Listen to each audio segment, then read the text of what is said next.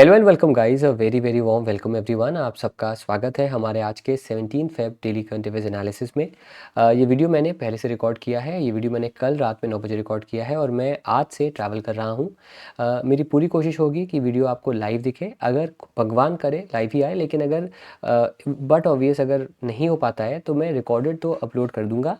Recorded भी आपको same time पे मिल जाएगा करेगा। यहाँ पर मैं कोशिश भी कर रहा हूँ कि थोड़ा पहले लाइव कर लूँ, ताकि लेट्स सपोज 5:30 AM 6 AM अगर नहीं कर पाया तो मैं एक दिन पहले रिकॉर्डिंग जो ज़रूर डाल दूँगा। तो आप सबका दोस्तों स्वागत है सेशन के अंदर, स्वागत कीजिए। एंड चलिए, बस 4-5 दिन की बात है, फिर मैं अगले हफ्ते say that is starting Monday that is 24th of February से मैं वापस लाइव स्टूडियो से आ जाऊँगा। तो थोड़ा सपोर्ट की ज़रूरत है मुझे आपका, बस उतना ही मैं आपसे इस समय मनोकामना और इस समय आपसे एक्सपेक्ट करता हूँ। तो चलिए दोस्तों, शुरुआत करते हैं, डिस्कशन का आगाज़ करते हैं। दोस्तों सबसे पहले ये मेरा कोट बहुत फेवरेट है और ये कोट मैं पिछले 2 महीनों में थर्ड टाइम यूज़ कर रहा हूँ। You only have one life to live, make sure it's yours. लाइफ में मैंने किताब पढ़ी थी डाई विद ज़ीरो। उस किताब में लिखा हुआ था कि लाइफ के हर फेज़ में ना कुछ चीज़ें आपको करनी चाहिए।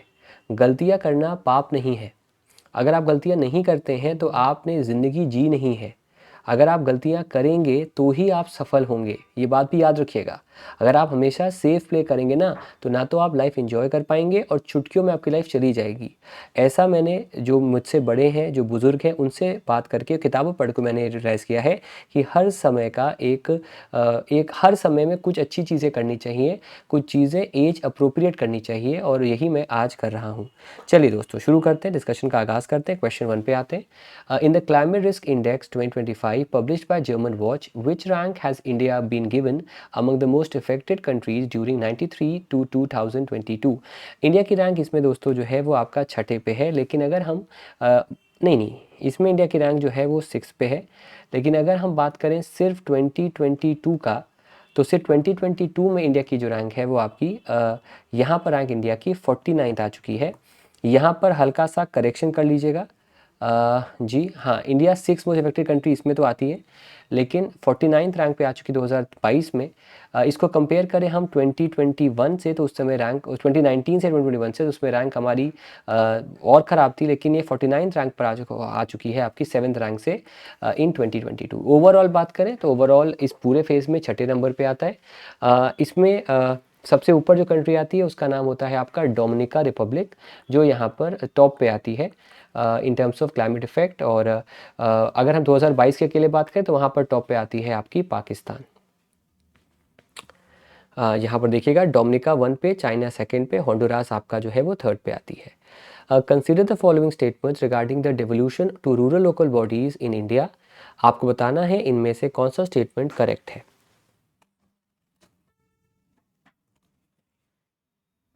इनमें से जो आंसर करेक्ट है आपका दैट इज़ 1, 2, 4 एंड 5। पहला, दूसरा, चौथा और पांचवा करेक्ट है आपका। तीसरा यहाँ पर दोस्तों जो है वो गड़बड़ है। आइए ज़रा इसको जानते हैं, क्योंकि ये बहुत ही इंपॉर्टेंट है। इसको मैं दूंगा 3 नहीं 4 स्टार दूंगा। पेपर में इसके आने के चांसेस काफ़ी ज़्यादा हैं। यहाँ पर आइए देखते हैं। तो devolution to rural local bodies की बात करें तो वहाँ पर जो डेवोल्यूशन है फंड्स का वो इंक्रीज़ किया है नाउ टू 43.9% इन 21-22। और अगर हम फ्रेमवर्क की बात करें उसमें केरला नंबर 1 पे है। फंक्शंस की बात करें वहाँ तमिलनाडु है। फाइनेंसेस की बात करें कर्नाटका है। फंक्शनरीज में गुजरात है। कैपेसिटी एनहांसमेंट तेलंगाना है। और अकाउंटेबिलिटी में आपका जो है वो कर्नाटका है।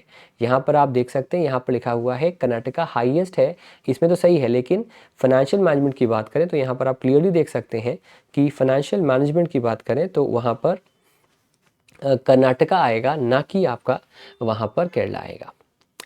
The RBI has authorized Zulia Investments, a subsidiary of Temasek Holdings, to raise its stake in AU Small Finance Bank to a maximum of how much percentage? Well, इनका stake जो है वो आपका इंक्रीज़ हुआ है टू 7%। एक बात तो सवाल याद रखिएगा, टेमासेक जो है वो एक सिंगापुरियन बेस्ड कंपनी है। इंडिया का सबसे बड़ा जो स्मॉल फाइनेंस बैंक है उसका नाम आपका AU स्मॉल फाइनेंस बैंक है। ये स्टेटमेंट भी जरूर से एक बार याद रखिएगा। Similarly AU small finance bank में इसके अलावा 9.5% का स्टेक जो है वो एक्वायर किया है एचडीएफसी बैंक ने, वो स्टेटमेंट भी जरूर से याद रखिएगा। Apart from AU small finance bank, मैं ज़रा पेन का राइटिंग चेंज कर देता हूँ। इसके अलावा एचडीएफसी बैंक ने इतना ही परसेंट आपका जो है वो कैपिटल स्मॉल फाइनेंस बैंक में इन्वेस्ट किया है, और कोटक महिंद्रा बैंक में भी जो है इतना ही पैसा उन्होंने इन्वेस्ट किया, इतना ही शेयर्स उन्होंने इन्वेस्ट किया है। कोटक महिंद्रा बैंक को वैसे भी अभी अलाउ किया है आरबीआई ने कि वो अब डिजिटल ऑनबोर्डिंग कस्टमर्स की कर सकता है अपने एप्लीकेशन पे, और क्रेडिट कार्ड्स को भी अवेल जो है वो कर सकता है। एयू स्मॉल फाइनेंस बैंक जो है वो उसने अपार्ट फ्रॉम जीवन स्मॉल फाइनेंस बैंक, उसने यूनिवर्सल बैंक के लिए अप्लाई किया है, और इसका परमिशन जो है उसको मिलेगा किससे? ये परमिशन मिलेगा उसको आरबीआई से, जिसके लिए एमके जैन कमेटी जो है उसे भी आपका दोस्तों बनाया गया है। जो इसके अलावा वीएफएस कैपिटल करके एक माइक्रो फाइनेंस कंपनी है कोलकाता की, उसको भी वेरीफाई करेगा कि उसको भी हम स्मॉल फाइनेंस बैंक बनाए कि ना बनाए। इस वजह से भी एयू स्मॉल फाइनेंस बैंक जो है वो न्यूज़ में बना है। Consider the following statements regarding the 100 rupee commemorative coin issued to mark the birth centenary of Mohammad Rafi. Mohammad Rafi जी की अभी बर्थ एनिवर्सरी थी, इनफैक्ट उनकी 100 बर्थ एनिवर्सरी थी। उसके मेंशन में एक 100 रुपये का कमेमोरेटिव कॉइन जारी किया गया है। उसके बारे में इनमें से कौन सा स्टेटमेंट आपका जो है वो करेक्ट है? इसके ऑप्शंस आपके सामने रहे, एक बार फिर से देख लीजिएगा।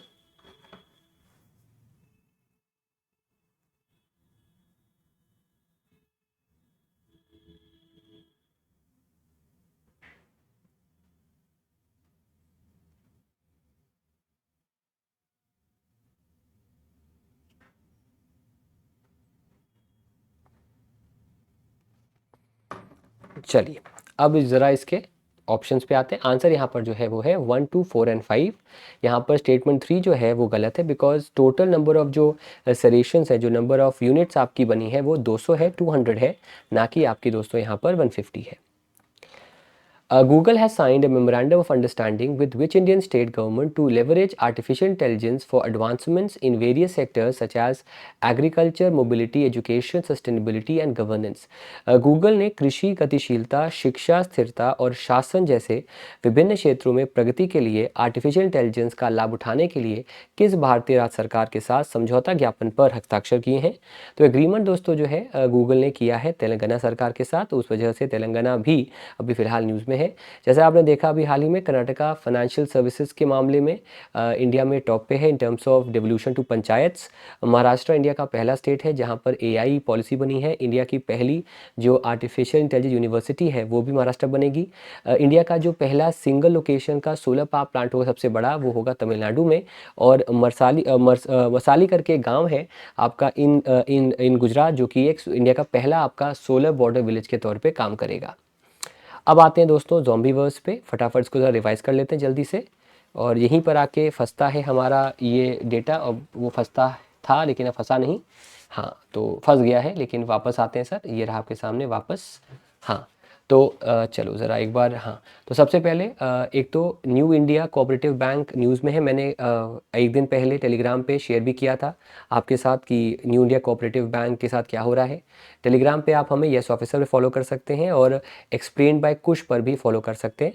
तो इस बैंक का अब बोर्ड ऑफ डायरेक्टर जो होंगे उनको हटा दिया गया है 12 मंथ्स के लिए, और श्रीकांत जी बनेंगे इसके नए एडमिनिस्ट्रेटर। मोहम्मद रफ़ी के ऊपर 100 रुपये का कॉइन मैंने बता दिया। सेबी स्ट्रेंथन करेगा ईआरपी फ्रेमवर्क को। ईआरपी मतलब ईएसजी रेटिंग प्रोवाइडर्स को, और उनमें ऑप्शन देगा कि वो कब और कब नहीं अपने रेटिंग्स को विड्रॉ कर सकते हैं। क्लाइमेट रिस्क इंडेक्स में इंडिया 6 पे है। मुकेश अंबानी एशिया के सबसे अमीर फैमिली उनकी ही है। मीगा और मागा से बना आपका मेगा मेक अर्थ ग्रेट अगेन, जो मोदी जी ने और ट्रम्प जी ने साइन किया है। इसके अलावा दोस्तों उन्होंने मिलकर एशिया करके इनिशिएटिव लॉन्च किया है, जिससे आपस में ऑटोनोमस प्रोडक्ट्स बनाने में काम किया जाएगा और मिलिट्री कॉपरेशन पे भी काम किया जाएगा।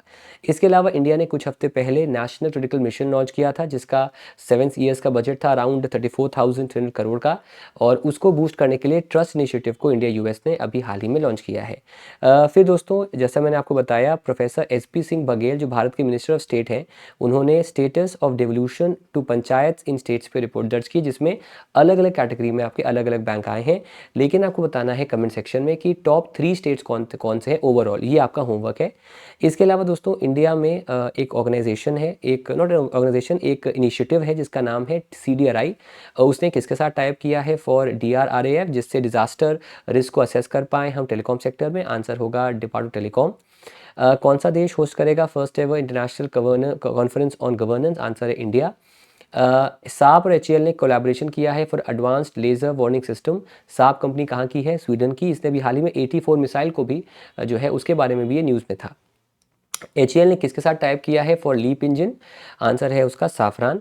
एग्जिम बैंक किसको प्रोवाइड करेगा $300 मिलियन का क्रेडिट? आंसर है वियतनाम।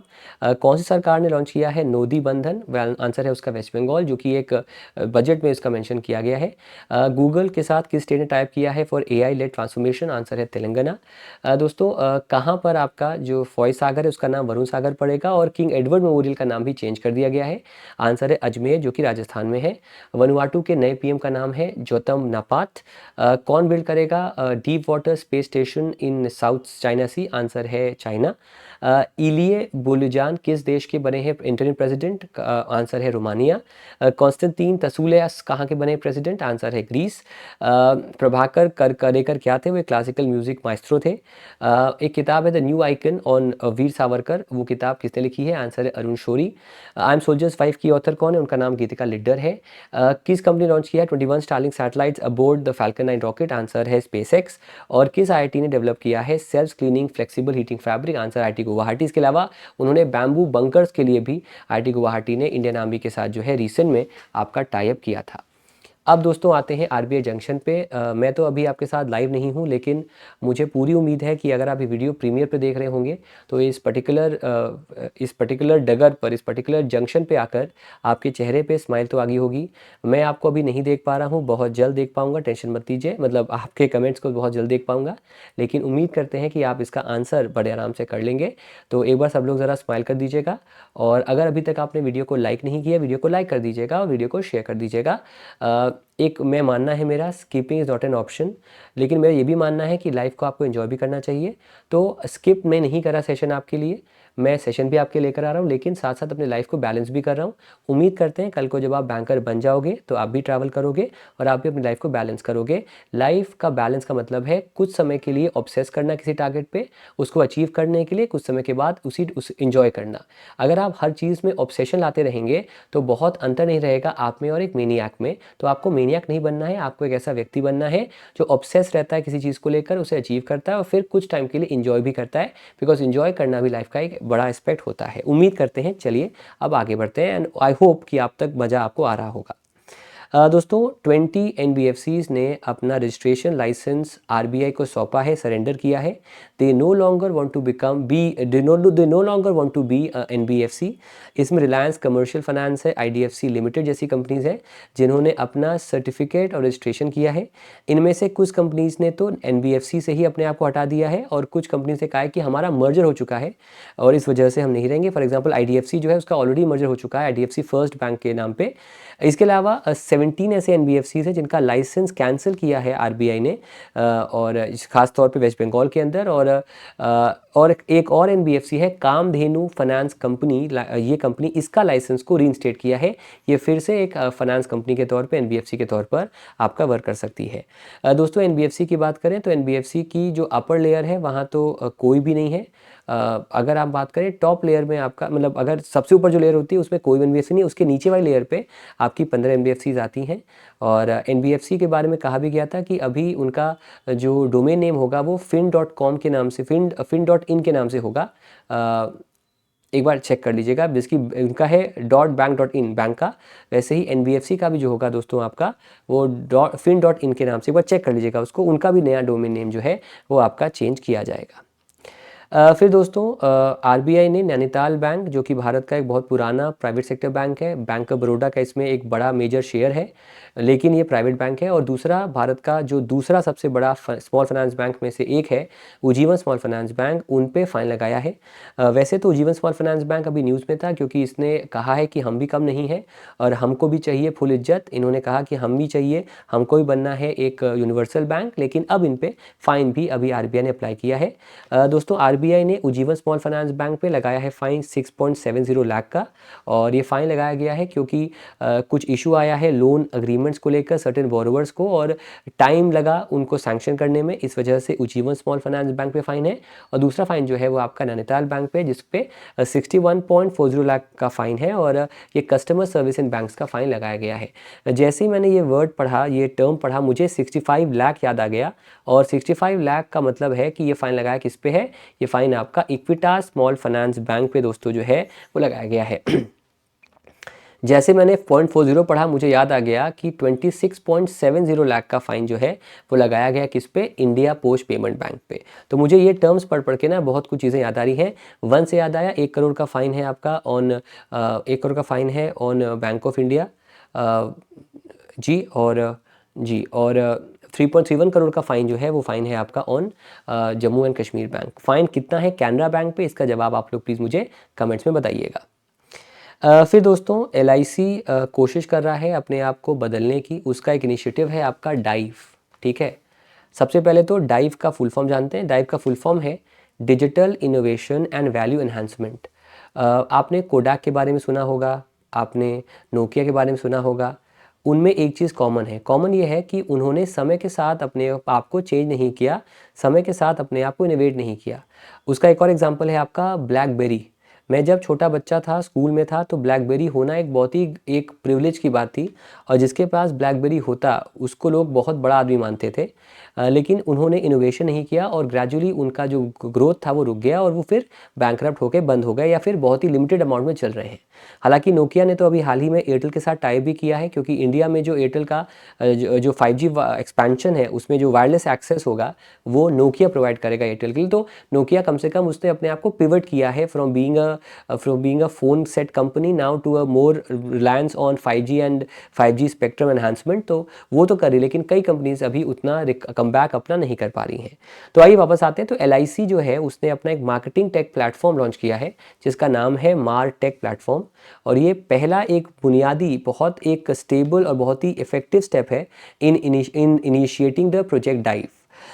इस पर्टिकुलर प्लेटफॉर्म के ज़रिए एलआईसी जो है अपने कस्टमर्स को बहुत ही पर्सनलाइज तरीके से उनके साथ एंगेजमेंट कर सकता है। उनके जो भी क्वेरीज कंसर्न्स हैं, जो भी उनके नीड्स हैं इंश्योरेंस के, उसको उस बेसिस पे प्रोडक्ट्स उनको अवेल कर सकता है, और ताकि उनको जिस चीज़ की ज़रूरत है पर्टिकुलर, उस चीज़ का प्रोडक्ट उनको ऑफ़र किया जाए। तो ये एलआईसी ने अभी हाल ही में आपका दोस्तों किया है। फिर दोस्तों भारत के सबसे बड़े प्राइवेट सेक्टर बैंक में से एक एक्सिस बैंक ने 104 करोड़ रुपीज़ का कमिटमेंट किया है to Ashoka university. Axis bank ये कमिट किया है, और इस अमाउंट का यूज़ किया जाएगा for setting up PhD, post doctoral and research programmes. Partnership का एम है कि जो यूनिवर्सिटी का रिसर्च इकोसिस्टम है उसको एनहांस करना, एडवांस साइंस फैसिलिटीज़ को डेवलप करना, और टॉप टीयर स्कॉलर्स और एकेडमिशियंस जो हैं दुनिया के, उनको यहाँ पर लाना और यहाँ की शिक्षा को बड़े लेवल पे लाना, साथ ही साथ रिसर्च करना क्लाइमेट चेंज पे और पब्लिक हेल्थ पे। तो इन सब चीज़ों के लिए एक्सिस बैंक ने इतना पैसा अशोक यूनिवर्सिटी को अभी हाल ही में प्रोवाइड किया है। अगर हम एक्सिस बैंक की बात करें तो एक्सिस बैंक अभी 2 रीजंस की वजह से न्यूज़ में है सर। एक तो it will work as a payment system provider for Rediff pay आपका इंडिया का लेटेस्ट 40th आपका ये एक थर्ड पार्टी एप्लीकेशन प्रोवाइडर है। और दूसरा एक्सिस बैंक जो है उसमें 5.02% अब शेयर्स हैं किसके, एसबीआई म्यूचुअल फंड के। उस वजह से भी जो एक्सिस बैंक है ना वो आपका न्यूज़ में बने हैं। मिस कर रहे हो ना यार, मैं भी आप लोग को बहुत मिस कर रहा हूँ, क्योंकि जो एंगेजमेंट होता है मज़ा उसमें आता है, लेकिन मेरी पूरी कोशिश है कि मैं आपके साथ कम से कम रिकॉर्डेड माध्यम से ही आपको पूरा समझा पाऊँ। उम्मीद कर रहा हूँ मैं उस पर खरा उतर रहा हूँ। प्लीज़ फीडबैक दीजिएगा, कोशिश मेरी पूरी है। इसके अलावा दोस्तों अगर हम एक्सिस बैंक की बात करें, हाँ तो ये 2 रीज़न्स हैं एक्सिस बैंक के न्यूज़ में आपके होने के। जी हाँ, आगे बढ़ते हैं सर। फिर जनवरी मंथ का जो होलसेल प्राइस इंडेक्स है जो कि कंसर्न करता है टू द मैन्युफैक्चरर, वो भी इंडेक्स सामने आया है। ये इंडेक्स आपका 14th के बाद पब्लिश होता है हर महीने, और इस बार का जो होलसेल प्राइस इंडेक्स है दैट इज़ एट 2.31%। और जी तो ये इंडेक्स है जिसको रिलीज़ किया है department for promotion of industry and internal trade ने, और इसका परसेंटेज जो है वो 2.3% 1% का है in the month of January 2025। इसमें प्राइमरी आर्टिकल्स जो कि रॉ मटेरियल्स होते हैं उसमें डिक्लाइन आया है 2% का। फूड आर्टिकल्स में 3.62% का डिक्लाइन आया है जनवरी में, तो डिक्लाइन की वजह से ये इन परसेंटेज आपको यहाँ पर कम दिख रहा है। वैसे तो इसमें कई सारे पार्ट्स होते हैं, जैसे कि क्रूड पेट्रोलियम नेचुरल गैस का, उसमें 6.34% का इंक्रीज़ है, तो ये इंक्रीज़ दिखा है। नॉन फूड आर्टिकल्स में भी इंक्रीज़ दिखा है, मिनरल्स में भी इंक्रीज़ दिखा है। जैसे मैंने पहले कहा, DPIIT जो है इसको पब्लिश करता है on a monthly basis, 14th को पब्लिश करता है या फिर नेक्स्ट वर्किंग डे पब्लिश करता है अगर 14th हॉलीडे है, और ये हर महीने आपका पब्लिश होता है। DPIIT ने अभी दोस्तों एक साउथ कोरियन कंपनी है कोटाए, उसके साथ भी रिसेंट में जो है अभी हाल ही में टाइप किया था, जो कि साउथ कोरिया की बेस्ड आपकी ये कंपनी है। यहाँ पर आपका होमवर्क है सर, इस समय CPI कितना है जनवरी मंथ का। सिमिलरली अभी हाल ही में मॉनेटरी पॉलिसी भी आई थी, उसमें CPI कितना है फाइनेंशियल ईयर 25 का 26 का। प्लीज़ आप लोग होमवर्क बताइएगा इसका आंसर क्या होगा। 25 फाइनेंशियल ईयर में कितना है और 26 फाइनेंशियल ईयर में कितना है आपका कंज्यूमर प्राइस इंडेक्स। फिर चलते हैं दोस्तों अंतर्राष्ट्रीय खबरों पे।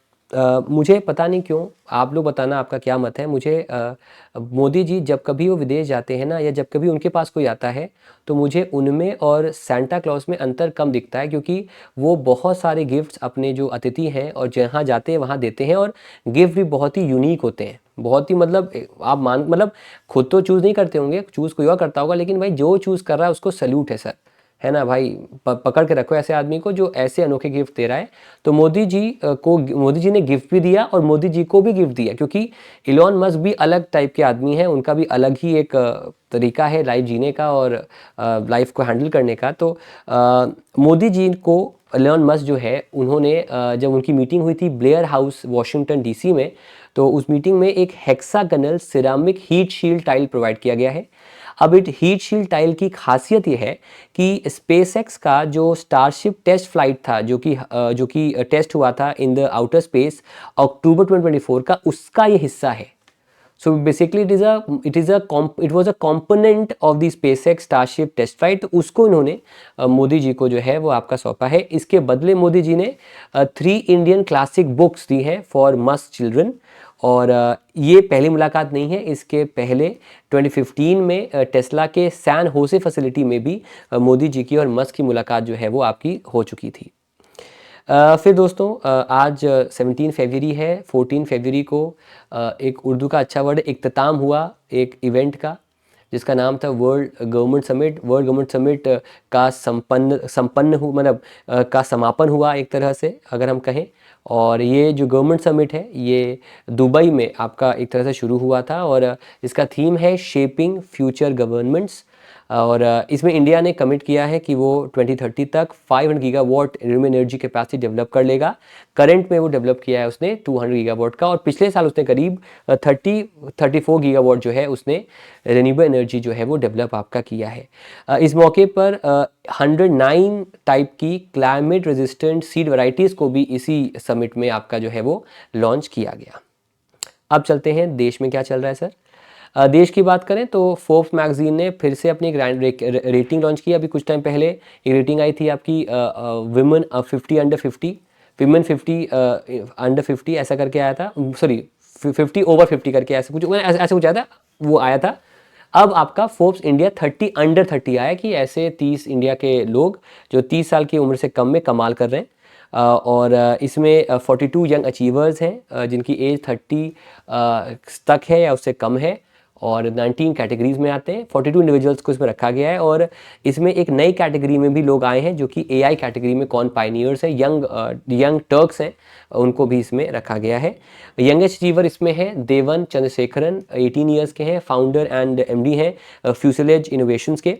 देविका घोलप है हेल्थ केयर डिजिटल पैथोलॉजी में। अपर्णा मुरली है एंटरटेनमेंट ये एक्ट्रेस हैं, और 11 जो इसमें से 42 में से है वो विमेन इस पर्टिकुलर लिस्ट में उनका नाम शामिल हुआ है। फिर दोस्तों अगर आपको याद होगा तो जैसे मैंने ये वर्ड पढ़ा पेंशन, तो मेरे को देखो 2 चीज़ें याद आती हैं। पहला चीज़ आता है आपका यूनिफाइड पेंशन स्कीम, और सेकंड आता है अभी उड़ीसा ने जो भी इमरजेंसी में जिन्होंने लड़ाई लड़ी थी, जो इमरजेंसी में गिरफ्तार हुए थे, अरेस्ट हुए थे, उनको ऑनर करने के लिए 20,000 रुपीज़ का एक पेंशन जो है उसको अनाउंस किया है। वैसे यूपीएस है, यूनिफाइड पेंशन स्कीम, ये आपकी लॉन्च होगी 1 अप्रैल 2025 को अक्रॉस द कंट्री। इसको स्टेट में लॉन्च करने वाला महाराष्ट्र आपका पहला स्टेट है। सवाल आपसे मेरा है कि सेकेंड स्टेट कौन सा है। यूपीएस के अंदर जो गवर्नमेंट का कंट्रीब्यूशन है वो 18% का हो जाएगा, 18.5% का हो जाएगा टू बी एग्जैक्ट। और इसमें मिनिमम 10 ईयर्स की सर्विस करनी है आपको, और तब 10,000 का पेंशन मिलेगा। मैक्सिमम पेंशन के लिए 25 ईयर्स सर्विस करना पड़ेगा, और जो भी लास्ट 12 मंथ्स का बेसिक पे का एवरेज होगा वो पेंशन में आपको यहाँ पर जो है वो दिया जाएगा। लेकिन गारंटीड पेंशन का यहाँ कमिटमेंट आपका किया गया। तो अभी पेंशन की बात करें तो एक 12th एडिशन हुआ है ऑल इंडिया पेंशन अदालत का, और ये एडिशन आपका हुआ दिल्ली के अंदर, जिसे डिपार्टमेंट जो है आपका उसने पेंशन्स का, पर्सनल वेलफेयर का, उसने इसको लॉन्च किया। और इसमें 180 ऐसे पेंशन इश्यूज़ हैं 16 मिनिस्ट्रीज़ के, जिनको यहाँ पर आपका रिजॉल्व करने का प्लानिंग किया गया है। 2017 से लेकर अब तक 18,005 केसेस को रिजॉल्व किया गया है, और उसमें 71% का सक्सेस रेट है। इसमें जो मिनिस्ट्रीज़ आपकी बड़े लेवल पर इसमें इन्वॉल्व हैं, उनमें मिनिस्ट्री ऑफ होम अफेयर्स है, डिफेंस है, रेलवेज़ है, हाउसिंग अर्बन अफेयर्स है, डायरेक्ट टैक्सेस का सेंट्रल बोर्ड है, और फिर पेंशन्स का भी जो यूनियन है वो भी इसके अंदर आपका आया हुआ है। फिर दोस्तों एक जाना पहचाना चेहरा आपको दिख रहा होगा आपके सामने, जिन्होंने कई यादगार मूवीज़ हमें दी हैं, जिनका नाम है पंकज त्रिपाठी। उनके साथ आपने इनको भी कहीं ना कहीं देखा होगा। एक मूवी, एक वेब सीरीज़ आई थी आर्या करके, सुष्मिता सेन की, वहाँ पर इन्होंने इंस्पेक्टर का रोल प्ले किया है। मुझे फॉर द लॉन्गेस्ट टाइम लगा कि ये अभिजीत के छोटे भाई हैं, और शायद हैं भी, मुझे कंफर्म नहीं पता। लेकिन ये और पंकज त्रिपाठी के साथ कुछ और लोग हैं जिन्होंने मिलकर एक OTT कह लीजिए बनाई है, जिसका नाम है वेलवेट, और उसमें पंकज त्रिपाठी जो हैं एज अ को फाउंडर जुड़े हैं। तो renowned actor Pankaj Tripathi has ventured into the realm of audio story telling, मतलब ये OTT है लेकिन ऑडियो स्टोरी टेलिंग का OTT है, और ये अक्टूबर 2024 में आपकी बनी थी। और ये एक सिनेमैटिक ऑडियो प्लेटफॉर्म है जिसमें स्टोरी टेलिंग को इमर्सिव तरीके से बताया जाएगा, उस पर वो स्टोरी टेलिंग की जाएगी। इसे को फाउंडर्स में आपके पंकज त्रिपाठी हैं, विकास कुमार, ये आपके सामने जो है विकास कुमारी हैं, और अक्षय सक्सेना, वराद भटनागर और शारिफ खान, ये 5 लोग हैं जो इसके को फाउंडर्स में आते हैं। तो बढ़िया है, त्रिपाठी जी बढ़िया है। आगे बढ़ते हैं। फिर दोस्तों इंडिया होस्ट करेगा the first regional social justice dialogue, और ये इसी साल इंडिया जो है वो आपका होस्ट करने वाला है। ये पहला आपका रीजनल सोशल जस्टिस का डायलॉग है, और ये फरवरी 24-25 2025 में से कराया जाएगा, मतलब बस 10 दिन बाद, एक हफ्ते बाद कराया जाएगा। और इसे ministry of labour and employment ने किया है in collaboration with confederation of Indian industry and the employers federation of India. उनके साथ मिलकर इस इवेंट को जो है वो कराया गया है, और ये इवेंट आपका फरवरी 24-25 को इसको जो है वो आयोजित किया जाएगा। इवेंट में बेसिकली जो स्टेक होल्डर्स हैं आपके ग्रोथ के, सोशल जस्टिस के, उनको लाया जाएगा, और इसका थीम है इसका थीम है responsible businesses for inclusive and sustainable societies.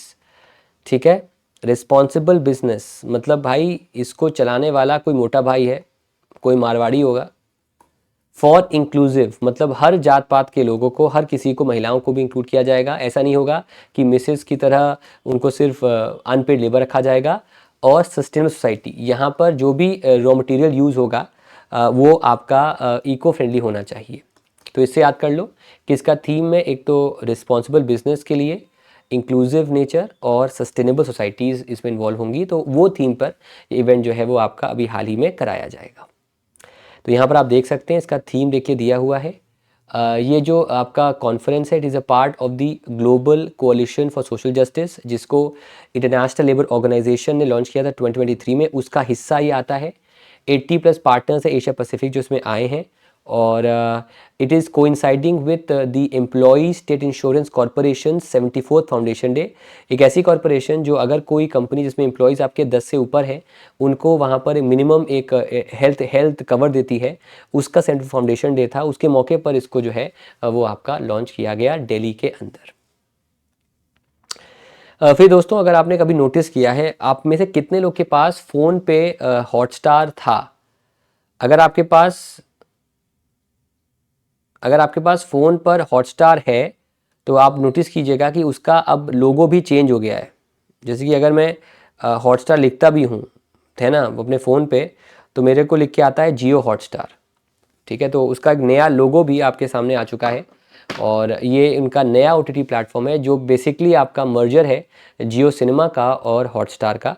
और बेसिकली ये कंसोलिडेटेड प्लेटफॉर्म होगा और उम्मीद करता हूँ मैं कि आईपीएल की जो खराबी देखी हमने जियो सिनेमा पे, उसका जो बहुत ही बेकार वहाँ का आपका ब्रॉडकास्ट था, वो यहाँ पर कम से कम बेहतर होगा। तो it has merge Jio cinema and Disney plus Hotstar together to form a one platform that is called as the Jio Hotstar. फिर दोस्तों CIL जो भारत की आपकी CIL सब्सिडरीज़ हैं, उन्होंने MOU साइन किया है Shri Satya Sai health education trust के साथ और इनमें वो मिलकर पैसा लगाएंगे ऐसे सर्जरीज़ में जिससे जान बच सकती है। ऐसी लाइफ सेविंग सर्जरीज अगर हो सकती हैं जिससे कि जान बच जाए लोगों की, उसमें पैसा लगाएंगे। तो सेंट्रल कोलफील्ड्स लिमिटेड और नॉर्दर्न कोलफील्ड लिमिटेड उन्होंने सेपरेट MOU साइन किए हैं विद श्री सत्य साई हेल्थ एजुकेशन ट्रस्ट के साथ और वो लाइफ सेविंग सर्जरीज प्रोवाइड करेंगे फॉर चिल्ड्रन जो सफ़र कर रहे हैं फ्रॉम अ कंजेनिटल और a very chronic heart disease under the नन्हा सा दिल इनिशिएटिव।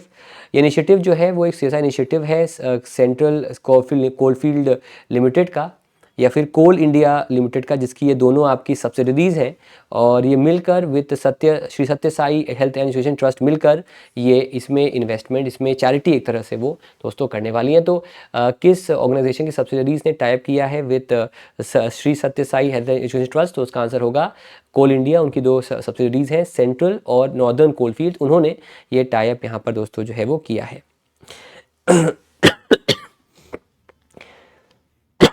अब ये थोड़ी सी कंट्रोवर्शियल खबर है सर। देखो यार, है क्या कि जो भी लोग का बैकग्राउंड गांव देहात का है, जिनका भी होगा, तो गांव देहात में अगर आपने नोटिस किया होगा तो नील गाय का बड़ा प्रकोप है। किसान बड़ी मेहनत से अपनी फसल उपज उगाता है, फसल को कोशिश करता है अच्छी फसल निकले, लेकिन रात के या भोर के समय नीलगाय आती हैं और सारी फसल बर्बाद कर जाती हैं। तो they have become a menace not only in Haryana but across the northern belt खास तौर पे। तो वहाँ की सरकार ने एक लॉ पास किया है जहाँ पर नीलगाय को शूट कर सकते हैं अगर ऐसा पाया गया कि भाई वो जो है पूरा जो एक आपका खेत खलिहान है उसको ख़राब कर रहे हैं। और ये बहुत ही controversial yet it has many takers, क्योंकि इसका एक लॉजिक तो है, लेकिन in terms of animal cruelty, animal rights, obviously बात है, उस पर एक क्वेश्चन मार्क तो बनता है। तो हरियाणा गवर्नमेंट ने रिसेंटली एक लॉ इम्प्लीमेंट किया है, द वाइल्ड प्रोटेक्शन रूल्स, जिससे मेल नीलगाइस को, जिनको ब्लू बुल्स भी कहते हैं, उनकी कलिंग, उनको शूट करने का परमिशन मिल गया है, जिससे जो एक इंक्रीज, जिससे जो एक कंटिन्यूसली जो इंक्रीज हो रहा है ह्यूमन वाइल्ड लाइफ कॉन्फ्लिक्ट वो कम होगा, पर्टिकुलरली इन एनिमल्स से, जिससे कि खेत खलिहान लायंस आपके बर्बाद होते हैं, उनको हम रोक सकते हैं। आपका क्या व्यू है प्लीज़ मेरे को बताइए कमेंट सेक्शन में। इसका साइंटिफिक नाम है बोसेलाफस ट्रागोका मेलिस और ये इंडिया में इसका हैबिटेट है और नेपाल, पाकिस्तान, इन 3 जगहों पर ये पाया जाता है और ये एशियन, सबसे बड़ा एशियन एंटीलोप है जिसका नाम है आपका नीलगाय। अपीयरेंस अगर आपने देखा होगा, मैंने देखा है और बहुत ही मतलब मुझे तो सुंदर लगा, लेकिन मेरे कज़न को बहुत ही ज़्यादा भयानक लगा। और बचपन में थे, छोटे थे, तो भाई साहब मतलब कैसे, मैं अब बोलना नहीं चाहिए मुझे, लेकिन मतलब 8-9 साल के थे और पैंट में ही उनका लघु शंका हो गया। तो वो मुझे इसलिए याद है और मैं अभी चढ़ाता भी हूँ उनको। तो वो उस दिन की बात है गांव की। तो फीमेल्स का कलर ऑरेंज टॉनी कलर होता है, मेल का कलर ब्लूइश ग्रे होता है और लीस्ट कंसर्न है। अब ये देखो, ये इंटरेस्टिंग बात है सर। अब अगर यहीं पर आपका होता nearly threatened, extinct, nearly extinct, ऐसा कुछ होता, तब ये नहीं हो पाता, लेकिन लीस्ट कंसर्न है, मतलब है कि ये बड़ी संख्या में, बहुतायत में है दुनिया में, ठीक है। तो तभी शायद हरियाणा में ये रूल जो है, लॉ जो है वो आपका पास हुआ है। हरियाणा अभी न्यूज़ में था बिकॉज वहाँ पर हर खेत स्वस्थ खेत कैंपेन को स्टार्ट किया गया है। इसके अलावा 38 Suraj Kund international craft fair इनोग्रेट किया गया है फरीदाबाद में। नेशनल सरस्वती महोत्सव शुरू हुआ है आपका पेहोवा हरियाणा में। तो कई रीजंस हैं जिस वजह से हरियाणा जो है वो आपका फिलहाल न्यूज़ में बना है। फिर दोस्तों, पद्म श्री अवॉर्डी सुकरी बोमा गौड़ा का देहांत हुआ है। Sukri Bommagowda, please pardon me for the pronunciation, मुझे पता है मैं गलत प्रोनाउंस कर रहा हूँ, तो मेरे जो कन्नड़ा दोस्त हैं प्लीज़, कन्नड़ा स्टूडेंट्स हैं प्लीज़ माफ़ी चाहता हूँ, लेकिन जो मेरा बेस्ट मैं प्रोनाउंस कर रहा हूँ।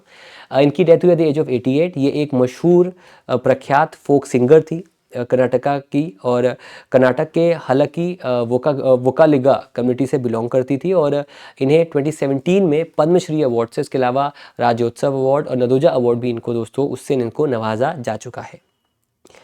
अब आते हैं दोस्तों अवार्ड्स एंड बुक्स पे। एनटीपीसी लिमिटेड को मिला है the forward faster sustainability award for water resilience. NTPC limited को ये अवार्ड मिला है in the water resilience category. Award का नाम है the forward faster sustainability award in water resilience. Award को दिया गया by the UN global compact network India द्वारा, और चेन्नई में इस अवार्ड को 13 फेब को एनटीपीसी को जो है वो दोस्तों अभी हाल ही में दिया गया।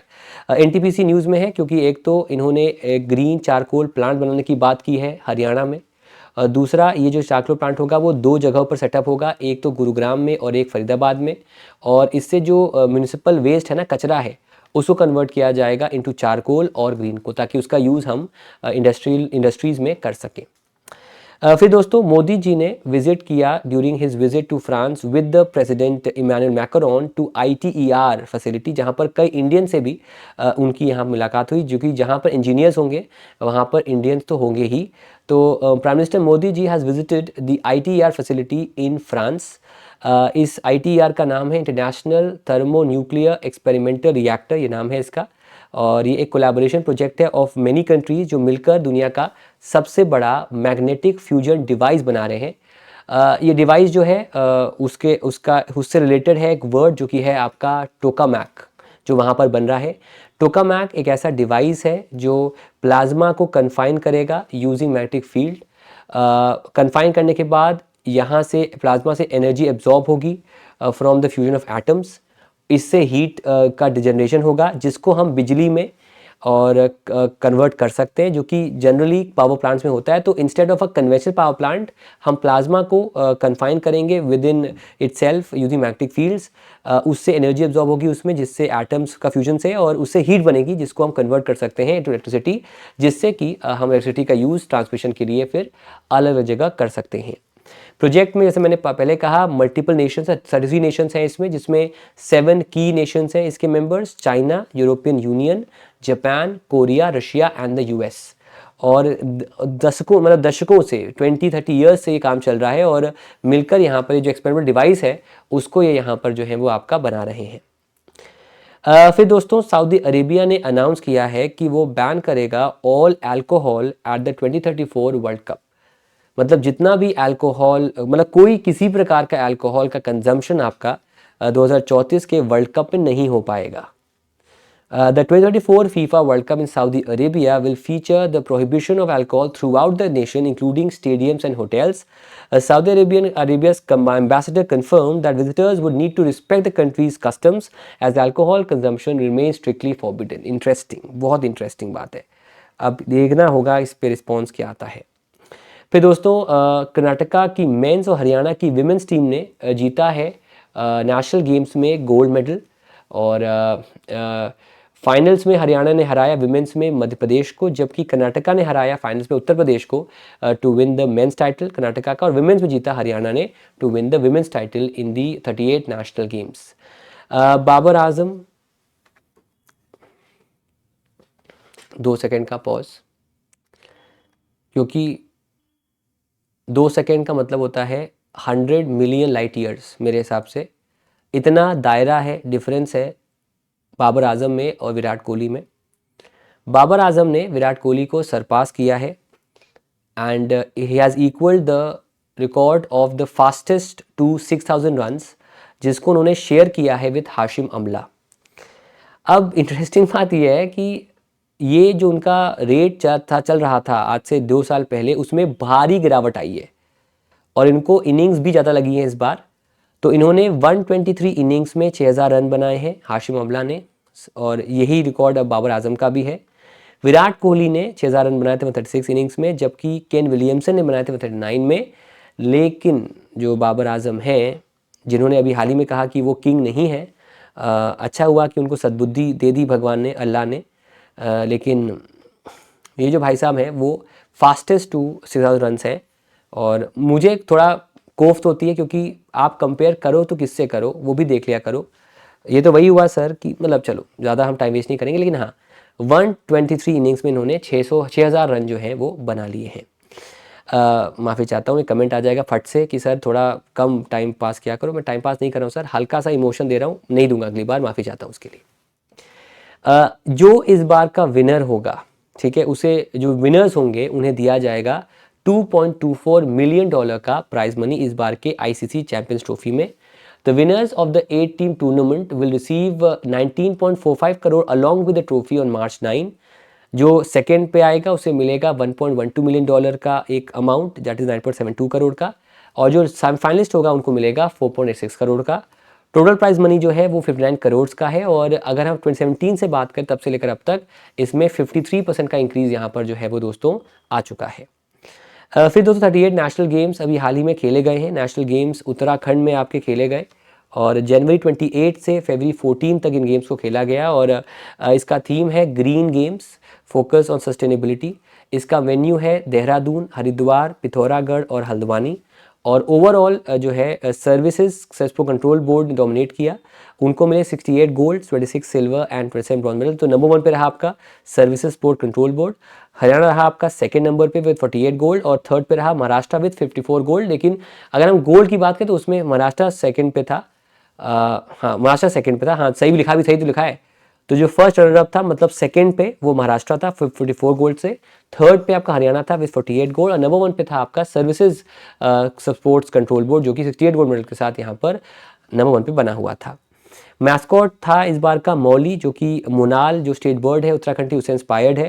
टैगलाइन था संकल्प से शिखर तक, और इस बार 38 स्पोर्ट्स ने पार्टिसिपेट किया इसमें, जिसमें ट्रेडिशनल स्पोर्ट लाइक योगा और मलखम्ब ने भी इस बार जो है वो आपका पार्टिसिपेट किया।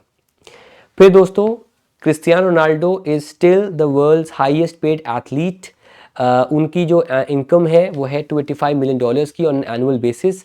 सेकंड पे हैं आपके Jon Rahm 218 million, Lionel Messi third पे हैं, followed by LeBron James, Neymar, Stephen Curry, Karim Benzema, Giannis Antetokounmpo, Kylian Mbappe और जैरेड गॉफ। तो ये आपके टॉप 10 हाईएस्ट पेड एथलीट्स हैं फॉर 2025, जो लिस्ट आपके सामने यहाँ पर आई है। जाने से पहले दोस्तों एग्ज़ाम नज़दीक है आपका, 22 तारीख को एग्ज़ाम है, उसके बाद 22 को भी है और 3 भी है, लेकिन फिर आपको मेंस का टेंशन होगा। टेंशन आपको नहीं लेना है क्योंकि सफलता बैच हम लेकर आ रहे हैं। सफलता के अलावा आपको अगर आपके पास टाइम है तो प्लीज़ BBM प्रो पढ़ लीजिएगा, और साथ ही साथ हम स्टार्टिंग जीके प्रो को भी लेकर आएंगे, और इसमें ही आपको मिलेगा GA नोट्स प्रो, जहाँ पर जो भी हमारे प्रीमियम PDFs होते हैं जिसमें आपका वीकली आता है डेटावर्स। डेटावर्स का फ़ायदा ये होता है कि आप 5 से 10 मिनट में वीडियो के ज़रिए और 5 स्लाइड्स के ज़रिए आप जो भी डेटा इंपॉर्टेंट है पर वीक उसको पढ़ सकते हो, रिवाइज कर सकते हो, रिटेन कर सकते हो। डेटावर्स जैसी चीज़ इस समय बैंकिंग सेक्टर में या फिर गवर्नमेंट जॉब प्रेप में कहीं नहीं आई है। तो अगर आप अवेल करोगे इसको तो आपका फ़ायदा होगा। अलग से भी कर सकते हो, अलग से इसका कोड है आपका कुश, उस कोड का इस्तेमाल करके इसको अलग से भी आप चाहो तो अवेल कर सकते हो। उम्मीद करते हैं, और बाकी इसका कोड है आपका KUSH कुश, उसको भी आप अवेल यहाँ पर कर सकते हो। With this we will come to an end. Thank you so much. एक बार नोट न्यूज़ कनेक्टर्स पे आते हैं, एक बार देख लीजिए आप लोग।